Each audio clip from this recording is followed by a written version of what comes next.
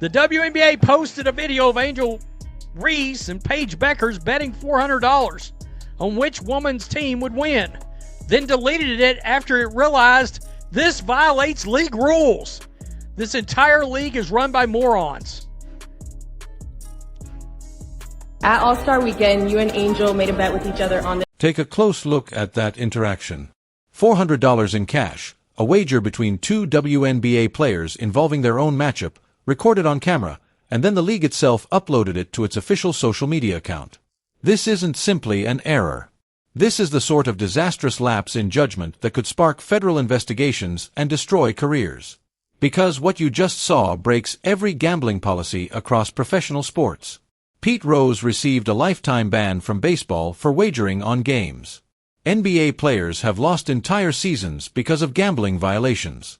The FBI considers sports betting by active players to be a federal crime, and yet the WNBA believed this would serve as effective promotional content. The rich stay rich. You gotta save this money. I'm gonna see you next week on Wednesday. Yeah. At night? No, at practice. Oh, at practice? I mean, I know y'all gonna lose, but if y'all lose, I get to have that. If y'all win, you get it 400. And if we lose, Is that counterfeit? No, you owe me 400. but I'm staying on it. I'm surprised. There it is once more. Angel Reese mentioning that she'll be collecting her Apple Pay after the game. This isn't private locker room conversation that accidentally surfaced. This was an official WNBA All-Star Weekend interview, recorded by league cameras, edited by league personnel, cleared by league executives, and shared across league social media accounts. Every individual in that chain of responsibility should have prevented this. Not a single person did. The footage shows Paige Bueckers of the Dallas Wings and Angel Reese of the Atlanta Dream agreeing to a $400 bet on their upcoming head-to-head contest. They go over the conditions. They laugh about payment options. Reese even brings up the wager again during her post-game interview, casually saying that she'll be asking for her money. And the WNBA social media team believed this was material worth promoting. This may be the one that gets Kathy Engelbert just run out the door. We got two WNBA players talk about betting on a game on video, and the WNBA shared it. It's against their own rules. Like, both of these players probably should be banned for life. That's how serious. Let's be completely clear about what's on the line here. This isn't about $400 for players whose endorsement contracts are worth millions. That figure doesn't matter. This is about the integrity of professional sports.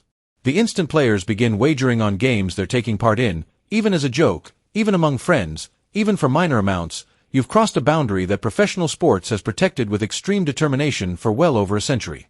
The 1919 Black Sox scandal almost ruined baseball. Players intentionally lost the World Series for gambling payouts, and the sport needed decades to regain the public's trust. Since that time, every major sports league has enforced zero-tolerance policies regarding player gambling. The rule isn't difficult. You cannot wager on games you're participating in, period. No exceptions, no jokes, no friendly bets. And it's not only about players actually manipulating games. It's about public perception. It's about preserving fan confidence that what they're watching is genuine competition. The moment fans begin questioning whether players have money riding on results, the entire year loses credibility. That's why Pete Rose, one of baseball's greatest players, has remained banned for 35 years. That's why NBA players have received season-long suspensions for betting on games they weren't even participating in. Sorry. You got yourself a federal betting scandal. Is what you've really got. I mean, it's wild. All of these NBA players, former NBA players getting sent up, and they thought this was a good idea, and the league shared it. Leave it to the WNBA. Who is this? Jackson Thompson? Alejandro Oliva on Outkick. Leave it to the WNBA to turn a friendly Now, consider the wider context of this disaster. The WNBA had just completed a season in which it finally reached mainstream recognition. Caitlin Clark's rookie campaign produced record television ratings. The league landed a new media rights agreement worth exponentially more than its previous contract. Corporate sponsors were finally taking notice. The league was set up for genuine growth after decades of existing in the NBA's shadow. And then they shared this video. Clay Travis, who regularly covers sports gambling, immediately understood what this represented. He described it as potentially the dumbest social media decision in sports league history, and he's right because this isn't simply poor judgment. This is the league itself recording and promoting conduct that violates its own rules and potentially federal law. The WNBA's official gambling policy, which reflects NBA policy, clearly prohibits players from betting on any WNBA game. The policy doesn't differentiate between large bets and small bets. It doesn't include an exception for friendly wagers between friends. It doesn't matter that $400 is insignificant to players earning millions through endorsements. The rule exists to safeguard the integrity of the competition, and the league just recorded 2 of its stars violating that rule. And how stupid are the players too? On video bets with cash being shown. Players in the NFL have missed entire seasons for this. Legit the dumbest move potentially in social media history by a sports league to post this. Yeah, Pete Rose is, bless his heart. Rest in peace, Pete. Yeah, Pete Rose. Banned for life. Think about the situation this places Commissioner Kathy Engelbert in. She devoted the past year to presenting the WNBA as a serious professional league deserving of serious investment. She's negotiated with television networks, corporate sponsors, and prospective expansion owners. She's defended the league's business model and long-term growth strategy. And now her own social media team has created a gambling controversy that requires her to either enforce the rules and suspend 2 high-profile players or disregard the rules and acknowledge the league doesn't treat its own policies seriously. Neither option is good. If she suspends Bueckers and Reese, the league loses 2 highly marketable players and faces criticism for overreacting to what many will view as a harmless joke. If she doesn't suspend them, she establishes that WNBA gambling policies are recommendations rather than rules, which opens the door to far more serious violations. And she has to make this decision knowing that NBA Commissioner Adam Silver is watching because the WNBA operates under the NBA's umbrella and any gambling controversy in the WNBA reflects on the NBA's oversight. The video was eventually removed, but not before it spread across social media. The damage is done. Sports betting companies saw it. Federal regulators saw it. Every reporter covering sports gambling saw it. You can't unring that bell. The league promoted player gambling and now they have to answer for it. An embarrassing mockery. An embarrassing sham mockery of sporting competition. You've got this. So if you're Angel Reese, you bet on your own games? Question mark? Apple Pay for what? If this is a joke betting on a game, this isn't something a professional athlete should joke about. Kathy Engelbert, WNBA, so you're now allowed to wager on games you're playing in. Let's call her Paige Bets instead of Paige Bucket. Here's what makes this especially indefensible. The WNBA has experienced multiple scandals this season. The league has been facing controversies involving officiating, player conduct, media access, and fan behavior. Nearly every other week there's been another crisis demanding damage control. The league's leadership has remained under constant scrutiny for its response to the Caitlin Clark phenomenon, the racial dynamics and fan engagement, and the friction between veteran players and the new wave of attention. And with all of that taking place, with the league under greater scrutiny than ever before, someone decided it would be a good idea to post a video of players wagering on games. The absence of institutional awareness is astonishing. This isn't a single employee making an error. This is a systemic breakdown in judgment that suggests the league's leadership doesn't understand the fundamental principles of professional sports governance. Compare this to how the NFL approaches gambling. When Calvin Ridley, a wide receiver for the Atlanta Falcons, placed bets on NFL games during the 2021 season while he was away from the team on personal leave, the league suspended him for an entire year. He wasn't betting on games he was participating in. He wasn't betting on his own team. He was on leave and wagered on other teams' games from a different state, and the NFL still suspended him for a full season because the rule is absolute: no player gambling on NFL games, ever. The NBA has comparable standards. Jonquil Porter, a player for the Toronto Raptors, was banned from the league in 2024 for gambling violations. The league doesn't take this issue lightly because they understand what's at stake. Sports betting is now legal in most states. The leagues have partnerships with gambling companies.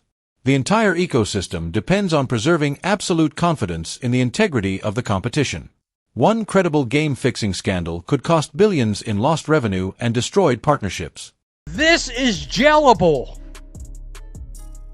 The average Somalian is smarter than the NBA and at WNBA execs. I don't know.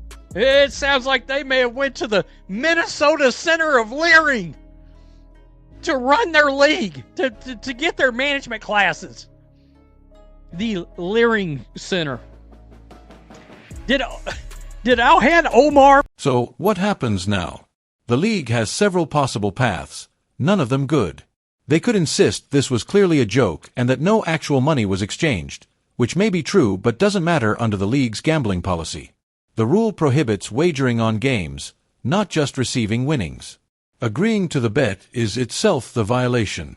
They could claim that $400 isn't significant enough to qualify as serious gambling, which would be legally irrelevant.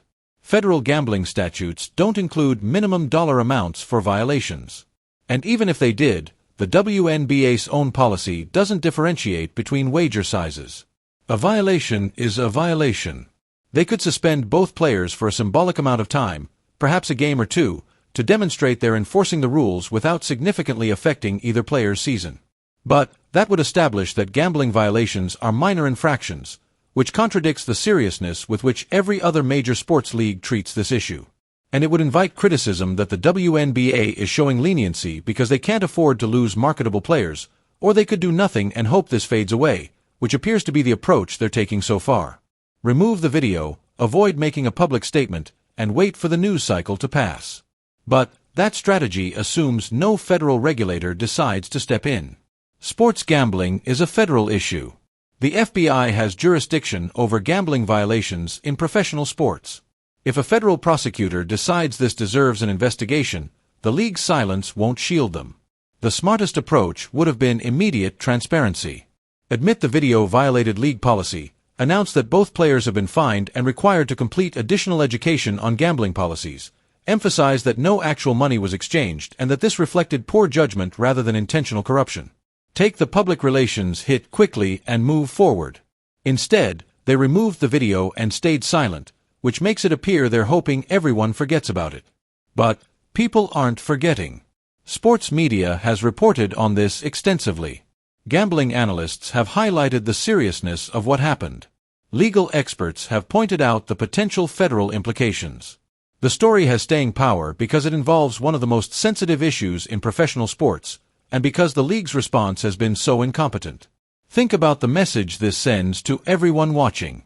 If you're a WNBA player, you just learned that gambling policies aren't truly enforced. If you're a fan, you just learned that the league doesn't treat integrity seriously. If you're a sponsor or television partner, you problems. If you're a federal regulator, you just learned that the WNBA might require closer oversight. None of those messages benefit the league. The comparison to other leagues is damaging. When MLB discovered that Pete Rose had wagered on baseball games while managing the Cincinnati Reds, they permanently banned him. When the NBA uncovered the Tim Donaghy referee betting scandal, they fully cooperated with federal investigators and implemented sweeping reforms to prevent future violations. When the NFL learned about Calvin Ridley's wagers, they suspended him immediately and publicly. These leagues understand that gambling integrity is existential. You protect it at all costs, even if it means losing high-profile figures. The WNBA uploaded a video of players betting on their own game and then attempted to quietly remove it. That's not how you protect integrity. That's how you hope nobody notices you violated your own rules, and plenty of people noticed. So, here's the question that matters. Was this video worth it? Was highlighting a friendly interaction between two young stars worth creating a gambling controversy? Was the social media engagement worth violating federal gambling laws? Was the content worth potentially triggering an FBI investigation? Because those are the trade-offs the league made when they decided to post this video. And based on the response, they made the wrong decision. The WNBA has spent decades trying to earn recognition as a legitimate professional sports league. This video undermines all of that work. It makes the league appear amateurish. It makes the management appear incompetent. It makes the players appear reckless. And it gives critics ammunition to argue that the WNBA doesn't operate at the same professional standard as other major sports leagues. All of that damage for one social media post that should never have been approved. If you're Kathy Engelbert, you're looking at this situation and wondering how your organization could be this careless. Music. If you're Adam Silver, you're wondering whether the WNBA's leadership is capable of managing the league's growth. If you're a WNBA player, you're wondering what other rules aren't being enforced. And if you're a fan, you're wondering whether what you're watching is legitimate competition or entertainment with flexible rules. None of those questions help the league achieve its goals, but they're all questions that need answers now because the WNBA just showed the world that it doesn't understand the fundamental principles of professional sports governance. And that's a problem that won't be solved by deleting a video.